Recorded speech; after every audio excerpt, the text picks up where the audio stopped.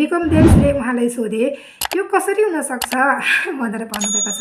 हो, हामी नयाँ आत्मा नयाँ जन्मको कुरा जान्न पाउँदाखेरि धेरै प्रश्नहरू आउँदछ है। बालबालिकाहरूलाई चाहिँ हामीले छेउमा राख्यो भने यो के हो, कहाँ हो, कसरी काम गर्छ, के छ, त्यस्तै गरेर एउटा बालकलाई एउटा अभिभावकमा चाहिँ एकदमै अनि एउटा हरेक कुरा उनीहरूले गर्ने इच्छा गर्छ तर जान्दैन, उसले सोद्धछ भने एउटा अनि नयाँ आत्माबाट जन्मेको मानिस पनि त्यस्तै हो। कसरी हुनसक्छ आत्माबाट आत्मा, हामी कसरी परमेश्वरले हामीलाई कसरी छुनुहुन्छ, कसरी उहाँले आत्मा दिनुहुन्छ भन्ने त प्रश्न आउँदछ। तर तपाईँ परमेश्वरमा लगातार पवित्रतामा, सत्यतामा है एउटा आज्ञाकारिताको जीवन तपाईँले जिउनुभयो भने, परमेश्वरको वचनमा तपाईँ पछ्याउनु भयो भने त्यो सबै कुराहरू हुन आउँदछ। मलाई पनि पहिला पहिला मलाई वचन सुनाउने आत्मा डोरान दिदीहरूले भन्नुहुन्थ्यो कि पढ काजल बहिनी, वचन पढ, बाइबल पढ, पवित्र आत्माले तिमीले सिकाउनुहुन्छ भनेर भन्नुहुन्थ्यो कि। अनि कसरी सिकाउँछ भनेर मैले यो निकोदेमस जस्तै मैले प्रश्नहरू गर्थेँ म आफैलाई है। अनि